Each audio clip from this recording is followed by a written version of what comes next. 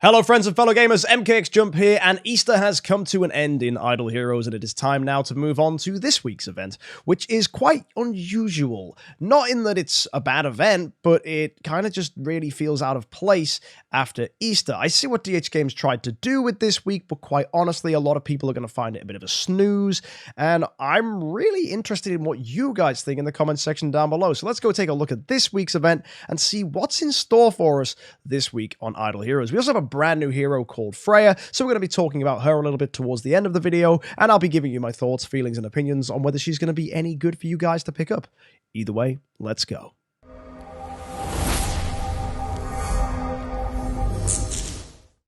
So, it's a Heroic Summons event this week. It should come as no surprise. We get 3 Heroic Summon Scrolls every day for logging in. My opinion, grab them, leave them, don't touch them. This event is a big, hard pass. If you take a look at things, when it comes to Heroic Summon events, I have a rule. If you can spend scrolls to get yourself an artifact, that's good. If you can't, it's a waste. And unfortunately, even though we have a brand new hero to the game, Palace of Crystal is here, all the usual stuff, it just results in an event that basically doesn't give you quite as much bang for your buck because using your scrolls is not going to get you high-end rewards. One thing DH Games have added to this event, which is a little unique, is this value package change here. Half of the value packages can be bought with starry gems. Look at that, limit 2, whereas value packages here is limit 3. So actually, some of them are now walled behind cash, which is perfectly normal, like you'd expect. But you can also pick up some with starry gems. So that means if a free-to-play player high rolls a good hero, flips them on the auction house for a decent profit, you can find that actually, well done, you can now use the hero to buy stuff. It's kind of cool, the fact you sell a hero and suddenly it's going to get you things in the game. Is it worth it? Probably not, to be honest, but it's an interesting feature nonetheless. I find it kind of interesting that DH Games have said, look, you can now use starry gems to buy actual value packages, which means this currency may slowly find itself replacing all paid transactions in the game, which might be a little odd for you guys. Also, funnily enough, for those of you in the UK, it says $89.99 here for this package there, but if you go to the starry gem purchase, you'll see it's $86.99 to go ahead and buy 2,500 starry gems. So bizarrely, it's actually better value to buy starry gems and use those. So fun little thing for those of you that don't live in the US. I don't know if it's consistent across all countries, but it's definitely true for the UK, and I like that. So that's pretty fun. Either way, Palace of Eternity is here. You can use it to swap any of the heroes you see here for the new one. Should you? Probably not. But either way, it's an option if you wanted to go ahead and try her out. As well, we have this thing called the Soul Awakening Offers. Every time you awaken a hero in the Soul Temple, depending on their ranking, you're going to get points. And when you get to 20 points, you get this really sick chest, which contains any hero that's used to transcend, basically, the base 6 Transcendence heroes. Seer, Jara, Queen, Vesa, Aspen, and Asmodel. I like this because I know a lot of us are trying to use as many copies as possible to awaken them and then see if we can get lucky and sell them, or maybe you don't get lucky and you're like, damn it, I ran out of copies. So it's a fun way that you guys can just cycle through your heroes, and I kind of find it a smart thing from DH Games that, look, you do a ton of awakening this week, you're going to get this chest. So it's probably going to encourage people to buy starry gems and awaken, which is also a mega slap in the face because a lot of people just went ahead and bought starry gems to try out this awakening update, and now they add this. Like, come on, DH Games, that's just rude and cheeky. And I know a lot of people that feel like they've already got sunken cost fallacy and feel like they need to go after this now. I know I feel a bit bummed out. I spent a bunch of money on starry gems and now I feel like I got scammazed. So it's just a bit of a pain because I had to use normal chests to go ahead and grab Seer copies, and if this was here a couple days ago, it would have been so much better. So DH Games slapping their players in the face with this one, which I don't think is going to bode well, but I think it's still going to make them a ton of money, and I think a lot of people are still going to buy starry gems. Why? Because we have this here too, the Moonlight Gift. It's rewarding you for spending money this event. If you spend 500 VIP XP's worth of stuff, you're going to get yourself 5 soul hammers, which you can use to adjust the awakened stats on your heroes, and you can get 10 heroic summon scrolls. If you get to 1500, it's going to get you 2 of these transcendence chests we just spoke about, as well as a skin shards pack. For 2500, you're going to get 30 glorious relics and a glorious epic hero selection chest, which is pretty decent. And then we get to the big stuff. For spending 100 bucks or 5000 VIP XP, you're going to get yourself a flag and 40 glorious relics. And if you get to 7,500 or $150 US, you're going to get 80 glorious relics and a mysterious artifact selection chest, and then it repeats itself again. We've got 11,000 is going to be a flag, and 15,000 is going to be a mysterious artifact selection chest. So for 300 bucks, you're getting 2 mysterious artifact selection chests and 2 flags. In my opinion, this is garbage because we just had Easter. I spent 200 bucks on Easter and got a heck of a lot more than this. And that's the really funny thing with this event is you're getting rewarded for spending from the Moonlight Gift, and I know a lot of people are going to buy Star Gems anyway, so it's going to work out great for them, but if you weren't inclined to buy anything this week, this is not enough to make me spend. 150 bucks for Mysterious Artifact Selection Chest is bad value compared to what we now expect from huge events. Just wait for Anniversary and use your cash then. It's going to get you much better bang for your buck when it comes to Mysterious Artifact Selection Chests, and honestly, this is just whale bait. If you're a whale, get baited, haha, but this is just like, no, I don't really want to go and buy 300 bucks worth of Starry Gems just so I can do something that's going to reward me with a chest that I'm honestly, it's a cool chest, but I don't want to go and spend tons of money so I can cycle through it. It's just a bit disappointing. So that's the added features for this week. I don't think it's going to have the desired effect the DH Games wants because they've paired it right after Easter, which is just such a foolish play because Easter was so good when it comes to value that it makes this look bad even though it's still kind of good. I feel like this Moonlight Gift would have been great if they placed it on something that was maybe like a Sky Labyrinth event because then you're getting even more mysterious chests or something where you're actually getting additional mysterious chests for using your heroic summon scrolls. Something like that would have made this much more appealing, but unfortunately that's not the case this week. There's nothing special about the event. So if I go through and show you, it's standard value packages. There's this thing called the Floras Picnic, which is getting you standard value for Starry Gems, but then you also get this Spring Privilege thing, which then unlocks a thing over here, which means every time you get a 5-star hero from heroic summons, you're getting additional rewards, which include a 5-star hero shard and also Celestial Island stuff, but the Celestial Island stuff just doesn't hit hard enough for this to be worth wasting your scrolls, because honestly I'd rather just use my scrolls to pick up a mysterious artifact selection chest. If of course you're a whale that just wants to max out this event anyway, then this is brilliant, good for you, you got some extra stuff, but you're a whale, you were going to spend money anyway. For free-to-play players and budget players, no, we're not going to waste our scrolls on this. This is pointless. We're going to save for Anniversary or other big events that are coming up to make sure that we get artifacts for our scrolls, and that's not happening this week. So again, I'm going to stress, save your scrolls. It's pointless.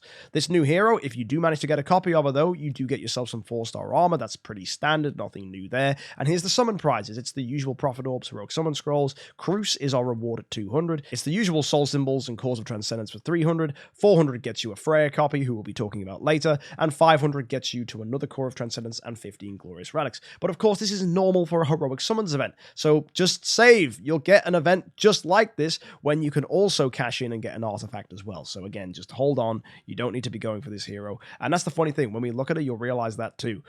Hero Exchange event. This is the best part about this event, in my opinion. They're selling an Eloise for 5,000 Altar Stones. Wonderful. That's going to help out people that need Eloises. And look, here's a Holmes Young for 6,000. Even better. Absolutely fantastic. Really love that. Well done, DH Games. And yeah, the only other thing we need to know is the brand new hero that just came out is going to be the next Transcendence heroes. So I guess grabbing copies of the new hero is good if you want to make a Transcendence, but we've got ages before that becomes a thing. By ages, it's probably like a month, and that might coincide with Anniversary. It's more going to be a thing in late May, so just wait, hold your horses, and that's probably going to be the next Heroic Summons event, which happens next month. And yeah, I don't think there's anything to say about that apart from it's happening. Prepare yourselves. And you probably want to save your scrolls for that event, actually, because that's probably going to hit different and be a bit better. Or maybe it's going to be a Prophet Orb event. Who knows? We'll have to just wait and see. But that's it for the event. There's nothing actually, like, unique. It's just spend money, spend money. Oh, by the way, did you spend money? Or are you going to spend some scrolls? No? Oh, okay. What are you going to do then? Nothing. Twiddle my thumbs and pick up an Eloise copy for 5,000. That's all this week is. It's really boring. There's not a lot to do. And quite frankly, it's a bit of a shame. Let's look at next week's event. We've got Imp's Adventure. Nice. We've got the Shelter Mission. Looks fantastic. Fiona. Great Tenant for Sword Flash. We have Eloise. Wonderful. Great early and mid-game hero. We've got Garuda. Brilliant for new players that are trying to get their E5 Garuda early on. We've got an Ignis. A fantastic hero that you're going to need a lot of copies of. And we've got Carrie. Wonderful hero to pair with Eloise. The two of them work so well together. It's great to see that she's been added to the Shelter Mission. Asmodel's a flop, but that's no surprise. He's also a Transcendence hero, so maybe you need copies for that, but you really shouldn't be building a Transcendence Asmodel, and that's my thoughts on that. Also, Extra Drop Carnival, where the heck did that come from? That's normally with, like, Prophet Orbs or something, so why the heck is that with Imp's Adventure? I'm not going to ask questions, it's just a thing they're doing next week, and it's giving Rui Scepter and a potential chance to buy a flag, and then all the other normal stuff that you expect from an Extra Drop Carnival. Is it a mistake? Probably not. They've gone to the efforts of changing it to Rui, so it's not antlers like we had last time, so I think this is intentional. Looks like they're mixing things up a bit. Maybe there's some new events on the horizon. Who knows? Either way, it's a thing, and it's happening. Deal with it. Finally, guys, let's go take a look at this new hero so that you guys can have a good idea of whether she's worth spending your money on or picking up. And the answer is, well, let's have a read. Have a look at her passive. She gets attack, HP, crit, and control immunity. Crit's interesting for a ranger because rangers don't get that built into their guild tech, so it's kind of cool that she's getting a little bit here, but it's not going to be majorly impactful. If you look at when it's enhanced, it's added to 25% crit, but I don't think that's still big enough, but it's still an interesting option to build her for crit. Maybe she's got some usefulness as a crit attack early on hero, maybe there's some things you can do with her, but I don't think that's the intention of her build at all.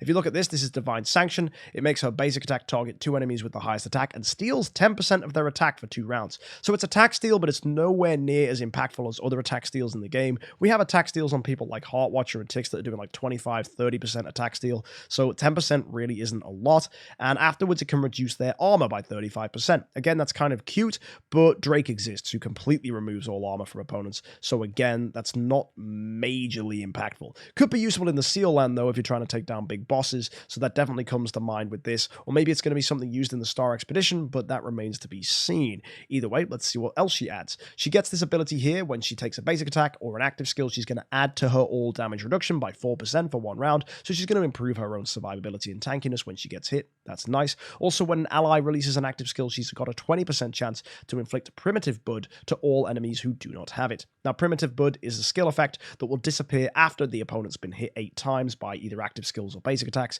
and what it does is after an opponent launches an attack of any sort, the person doing the attack is going to gain a shield equal to 10% of the damage they deal to the target, and it's also going to do an extra 500% of attack damage with a 16% chance to remove 1 attribute buff from the target. So you can debuff buffs on opponents, and I really like that. I think it's really cool. So I think the Primitive Bud as an ability is nice. However, it's only got a 20% chance to affect the opponent, and it has different chances of happening depending on where she is in the attack order. Eventually, you can put this on an opponent, and it will then stick, but it takes some time to set up, so it may be more useful for longer fights. Also, removing attribute buffs from opponents can be kind of useful, so I know there's a lot of bosses out there that give themselves bonuses, so being able to strip that off them and stop them ruining you is actually pretty handy, especially in things like the Seal Land where things can kind of get out of control, or even Star Expedition where the opponent bonks really hard. So these are things to consider.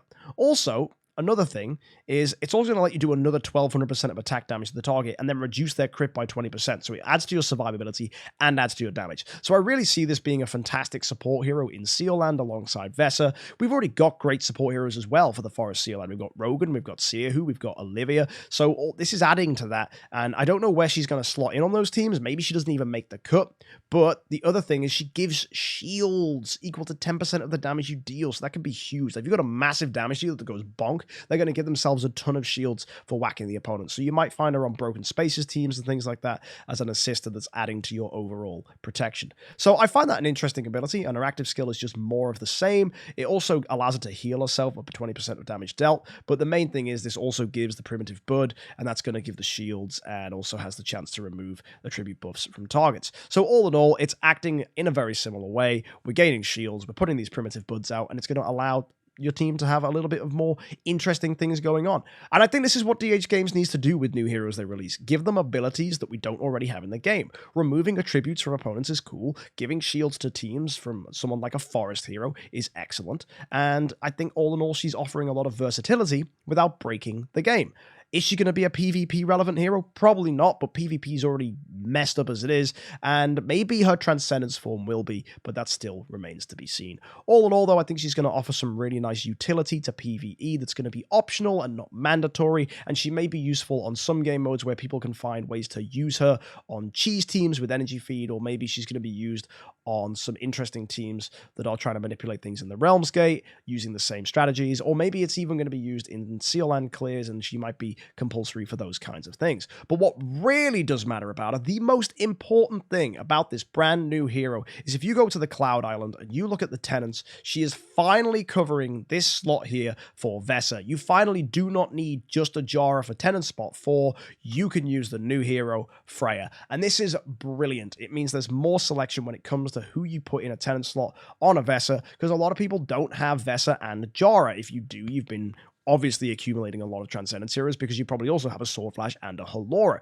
So it takes some time to get to that point. The fact that you can just shove this hero in instead is brilliant, and maybe even frees up your Jara to be a homeowner in her own right, but that's probably unlikely. But obviously Jara is the better pick here, but if you don't have one, using her is excellent, and that's going to make a lot of people rejoice, and it means they don't even have to keep their Jaras anymore, because I know a lot of people are looking to swap them for things like Eos or Aspen, but they feel like they have to keep the Jara because she's a tenant for Vesa. Now you've got a bit more flexibility, and that's actually going to be a massive improvement to the game. So if you really want to know what this brand new hero is used for, in my opinion, it is simply a tenant for Vesa. That is the main use, and if you find other utility with her for your account by using her abilities, then that's fantastic. I love that about heroes when they're tenants. If you have a tenant with an interesting bit of utility, suddenly you can try and use them in unique and interesting ways. For example, I'm trying to find here on my account, like I have, for example, a Gloria, and I was mucking around with her seeing if I could do anything with her attack steal, because she's got a 15% attack steal here. So I was like, oh, that's kind of cool. And if her active skills enhanced, it becomes 20% attack steal. And that's actually better, surprisingly, than what FREYA is offering when it comes to attack steal. So I was like, okay, kind of cool. Gloria's got some abilities here. Let's try and use them. And I think people are going to try that with this new hero because she's going to be a tenant for Vesa. And I think that adds a lot of fun to the game without releasing a hero that's totally busted. So yeah, well played, DH Games. I think she's a nice, healthy addition. It is just a shame that the rest of this event is a bit of a flop, because by comparison to last week, Moonlight Gift isn't really giving amazing value. So this is a shame for me, although I totally understand people are going to buy starry gems and get added bonuses for that. So that's going to be a win for those people. I might be one of those people, probably not though, because I really don't want to have to spend more money. Anniversary is coming soon, and I think a lot of us should really save our cash and our heroic summon scrolls for Anniversary, because you'll probably just get way more thanks to that event in the future. This, though, is the big win. 5,000 All Stones for an Eloise. I love that. 6,000 for a Home Jung isn't bad either. And there you go. Along with all the other stuff, this event is a bit of a meh event. You're probably just going to hard skip it. But either way, let me know what you're going to be doing in the comment section down below. Until next time, guys, it's been an absolute pleasure. Don't forget to like and subscribe if you want to catch more updates and event reviews on Fridays just like this one, or all the other content on my channel as well, which is hopefully useful for you guys to progress as players in Idle Heroes. Until next time, though, guys, have a fantastic week and happy idling.